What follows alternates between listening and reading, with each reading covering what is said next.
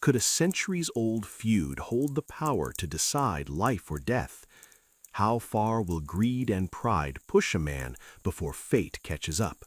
And in the end, will the line between human and beast vanish forever?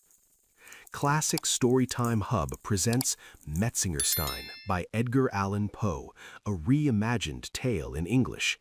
Dive into this chilling Gothic tale, carefully reimagined for a new audience, and discover the terrifying legacy of the Metzengerstein family. Horror and death have walked hand in hand across all ages, so why pin this story to a single date? It is enough to say that deep in the heart of Hungary, there existed a quiet, almost secret belief in the strange notion of souls passing from one body to another.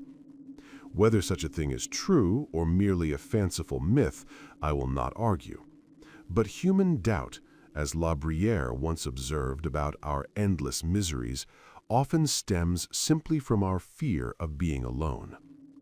Yet the Hungarians' superstition teetered on the edge of absurdity. Unlike their Eastern counterparts, they held a peculiar view. The soul, as a keen Parisian once remarked, inhabits a living body but once, no more. A horse, a dog, even a man are but fragile reflections of the soul's fleeting presence. Against this shadowed backdrop, two families carried a hatred older than memory: the Berlifitzings and the Metzengersteins.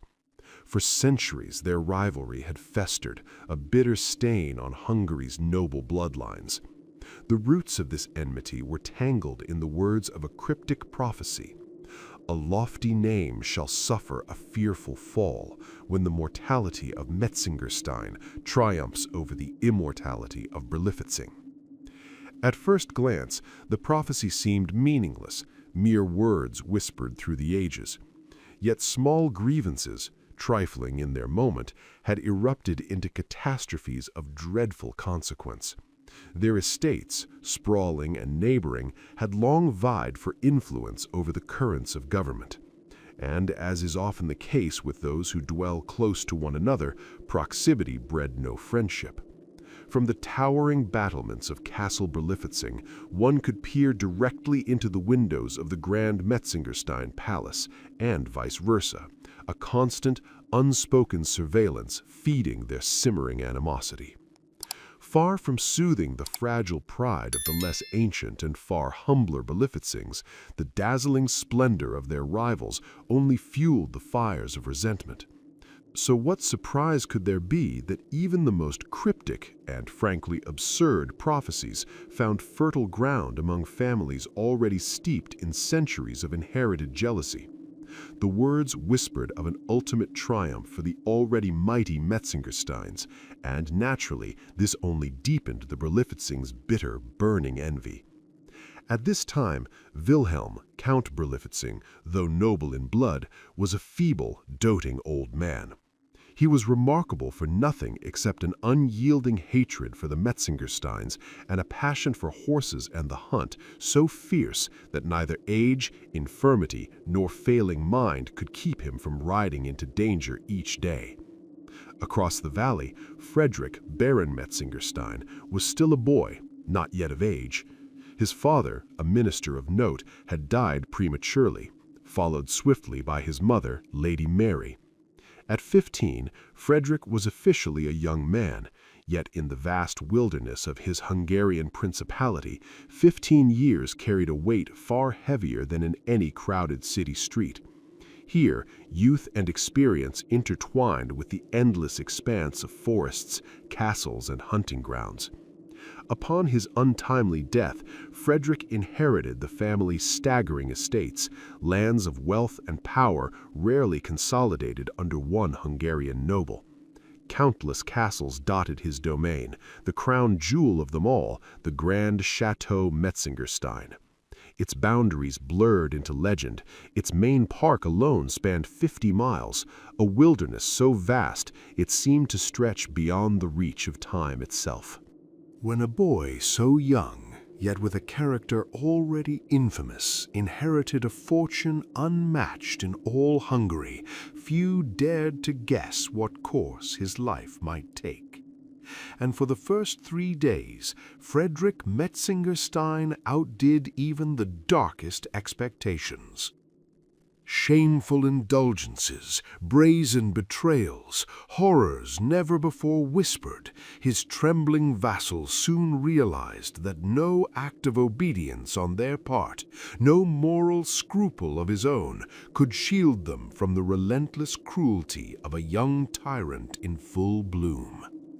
Then, on the night of the 4th day, flames devoured the stables of Castle Berlifitzing, and the villagers whispered with a shudder that arson now crowned the already nightmarish list of the Baron's crimes. Yet amidst the chaos, the young nobleman sat alone, seemingly lost in thought, in a vast shadowed chamber high within the walls of Chateau Metzengerstein.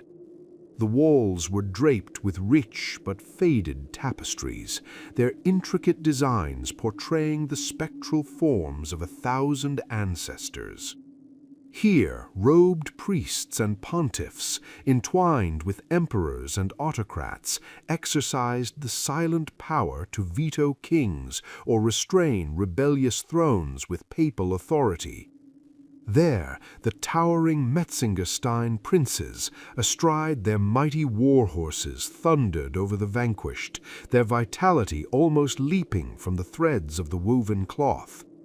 And among them drifted the swan-like figures of noblewomen long past, moving in an ethereal dance to music only the mind could hear.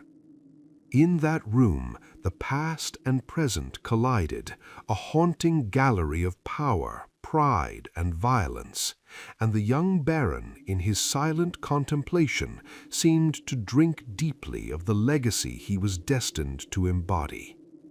As Frederick listened, or pretended to listen, to the rising chaos in the Berlifitzing stables, his mind perhaps already plotting a bolder, more audacious act, his eyes drifted, almost against his will, to a tapestry on the wall. There, an enormous horse, unnatural in color and size, stood frozen in the foreground, a beast that had once carried a Saracen ancestor of his family's ancient rivals. Behind it, the rider lay sprawled, a dagger driven deep by a long-dead Metzengerstein hand. A fiendish smirk crept across Frederick's lips as he became aware of his gaze, yet he could not and did not look away. An inexplicable dread settled over him, a heavy fog pressing on his mind, blurring the line between dream and reality. The longer he stared, the more the tapestry seemed to claim him, drawing him into its silent, terrifying drama. Only when the furious blaze from the stables outside cast a red glare through the windows did he manage, with effort, to turn his eyes. But the momentary distraction was brief. Mechanistically, almost hypnotically, his gaze snapped back to the tapestry. And then horror froze his blood. The monstrous horse had moved, its neck, once bowed as if in compassion over its fallen rider, now stretched towards Frederick himself. Eyes that had been mere shadow now glowed with a fierce, unnatural red, burning with an intelligence that was all too human. Its lips curled back, revealing enormous, grotesque teeth, and a silent, menacing rage radiated from the creature, as if the tapestry itself had come alive, and it was hungry for vengeance. Frozen with terror, Frederick stumbled toward the door, his legs barely holding him upright. As he flung it open, a violent flash of red light, streaming from the burning stables, threw his shadow across the quivering tapestry. He gasped as the shadow, for a horrifying moment, assumed the exact posture of the merciless Metzengerstein ancestor who had slain the Saracen Berlifitzing. Every line, every contour matched perfectly, as if the tapestry itself had reached into the present to accuse him. Desperate to escape the oppressive weight of the scene, Frederick bolted into the night air. At the grand gate of the palace, he found 3 equerries struggling to control a gigantic, fiery-colored horse, thrashing and snorting with barely restrained fury. "Whose horse is this? Where did it come from?" Frederick demanded, his voice rough, quivering with disbelief. The moment he saw the creature, a chilling recognition struck him. This was the very steed from the tapestry come to life. "He is yours, my lord," said one equerry, struggling to calm the raging beast. "We found him flying from the burning stables of Castle Berlifitzing, smoke curling from his flanks, foaming with rage. We assumed he belonged to the old count's stud of foreign horses, so we brought him here as an estray. But the grooms at Berlifitzing deny any knowledge of him. Strange, given how narrowly he escaped the flames." "The letters WVB are branded clearly on his forehead," a second equerry added, his voice trembling. "We assumed they stood for Wilhelm von Berlifitzing, but the castle insists they have never seen this horse before. No one claims him, yet here he is, alive, furious, and marked by their house." "Extremely peculiar," Frederick muttered to himself, a thoughtful air masking any awareness of the deeper meaning in his words.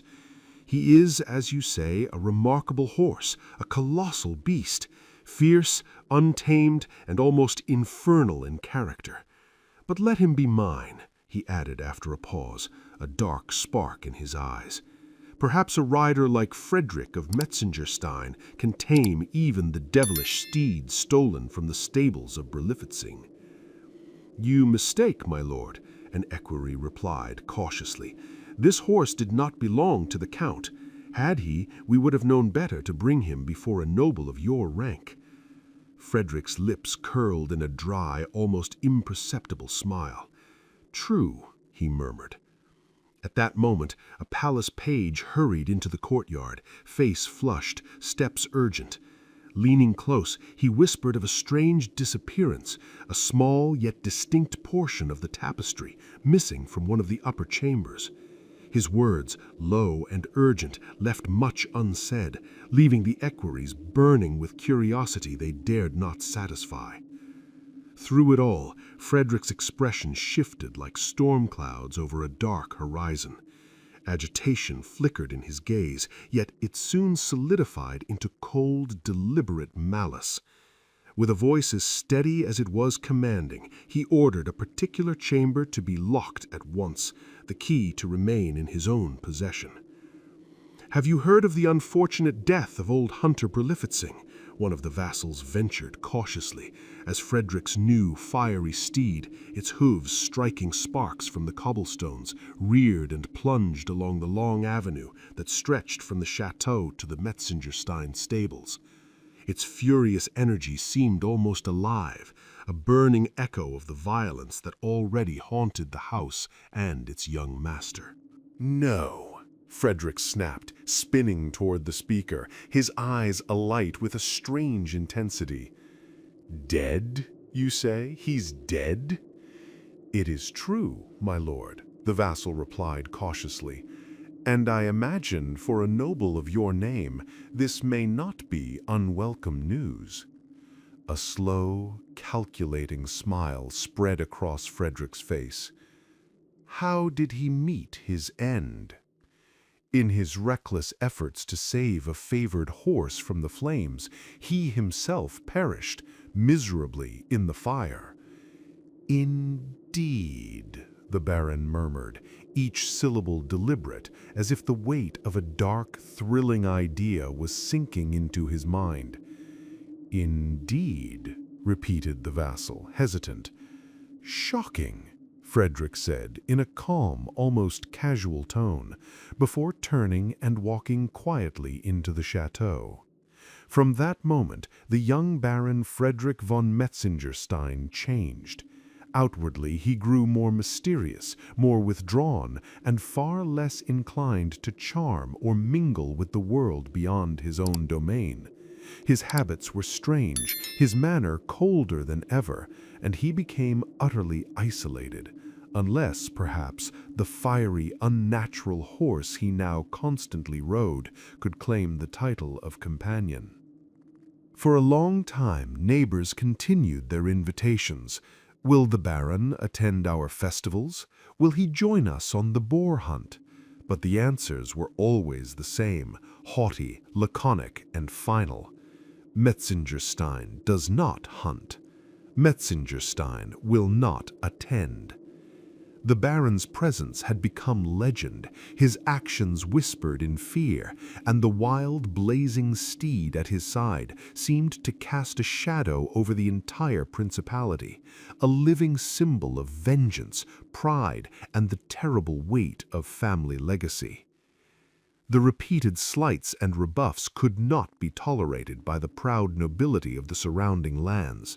Invitations grew colder, less frequent, until they vanished entirely. Even the widow of the ill-fated Count Berlifitzing could be heard muttering bitterly, "May the Baron be at home when he wishes to be away, since he scorns the company of his peers, and may he ride when he wishes not, if a horse suits him better than any friend." Of course, this was little more than a petty outburst, a meaningless spark of inherited pique, but it revealed how empty and exaggerated our words can become when we aim to make a point. Some, however, tried to rationalize the Baron's strange behavior. Perhaps it was grief, the natural sorrow of a boy who had lost both parents too soon. Others whispered of vanity and overweening self-importance. The family physician hinted at hereditary melancholy and fragile health, while murmurs among the common folk hinted at something darker, more inexplicable. Above all, it was Frederick's unnatural devotion to his fiery, recently acquired steed that drew the greatest fear and speculation. Each act of the horse's wild, demon-like fury seemed only to deepen the Baron's attachment. By day or night, in sickness or health, in calm or storm, Frederick appeared fused with the colossal beast, bound as if by fate to the saddle. Its ferocity mirrored his own, and together they became a living symbol of something terrifying, perverse, and utterly unstoppable. Yet there were strange circumstances that lent a supernatural and ominous air to both the rider and his fearsome steed. The distances the horse cleared in a single bound had been measured, and the results shattered the wildest expectations of even the most imaginative observers. Frederick, remarkably, gave no name to this extraordinary beast, though every other horse in his collection bore a distinctive title. Its stall was isolated from the rest of the stable, and only the Baron himself dared to enter, tending to the creature's every need. Even the 3 grooms who had captured the horse fleeing from the blazing stables of Berlifitzing could not be certain that they had ever truly touched its body. To a man accustomed to hunting and the intelligence of noble horses, such details might seem trivial, but the peculiar cunning of this animal forced even the most skeptical to take notice. On certain occasions, the stamp of its hooves alone would send onlookers recoiling in terror. Its eyes, so human, so searching, pierced the very soul of the young Baron, causing him to pale and shrink away as if confronted by some living, conscious force. In this strange bond between boy and beast, the line between man and horse, reality and nightmare, grew disturbingly thin, leaving all who witnessed it with a lingering sense that something unearthly had entered the principality and that its shadows would stretch far beyond the limits of Metzengerstein's domain. Among all of the Baron's retinue, none doubted the extraordinary bond between young Frederick and his fiery, ungovernable horse. None, that is, except for a small, misshapen page whose opinions mattered little to anyone. Yet he boldly claimed that each time his master mounted the saddle, a subtle, almost imperceptible shudder ran through him, and that on returning from every prolonged ride, Frederick's face was twisted with a triumphant, almost malevolent expression, as if he had communed with some dark force during his absence. One storm-lashed night, Frederick awoke from a heavy, restless slumber and, with the frenzy of a man possessed, rushed from his chamber, mounted his steed, and vanished into the tangled depths of the forest. At first, this seemed like any other reckless ride, attracting little notice, but hours passed, and the household began to wait in anxious dread. Then a scream of horror cut through the night. The vast, magnificent battlements of Chateau Metzengerstein were writhing and cracking beneath the onslaught of a merciless, livid fire. Flames consumed the stone and timber with such ferocity that any hope of saving the palace was plainly futile. The crowd that had gathered stared in silent, stunned awe, powerless against the inferno. But their gaze soon found a more terrifying spectacle, one that held their attention far more than the destruction of mere stone and wood. For it was the sight of human agony, more intense, more haunting than the grandest or most dreadful displays of inanimate catastrophe that gripped them utterly. Something alive, purposeful, and darkly sentient moving within the blazing chaos. Up the long avenue of ancient oaks that stretched from the dark forest to the gates of Chateau Metzengerstein, a fiery steed thundered forward, bearing a rider disheveled and unhooded, moving with a wildness that seemed to rival the very fury of the storm itself. The horse's charge was uncontrollable, yet so was the agony of his master. Frederick's face was twisted in terror, his body writhed with superhuman effort, every muscle strained to its limit. Not a word escaped him. Only a single piercing shriek tore through the night, his lips torn and bleeding from the intensity of fear. In one moment, the clattering of hooves rang sharply above the roar of flames and the whisk of the wind. The next, with a bound that seemed to defy reason, the horse cleared the gate and the moat, vaulted up the palace staircases, and vanished into the heart of the inferno, swallowed by fire and chaos. Then, as suddenly as it had begun, the storm's fury died to a sullen, oppressive calm. A white flame continued to wrap the chateau like a spectral shroud, stretching into the sky and casting an unnatural, almost blinding light. Heavy clouds of smoke clung to the battlements, and within their curling masses the witnesses saw a colossal, unmistakable figure, a horse, frozen in fiery silhouette, as if carved from the very wrath of heaven itself. And thus the story ended.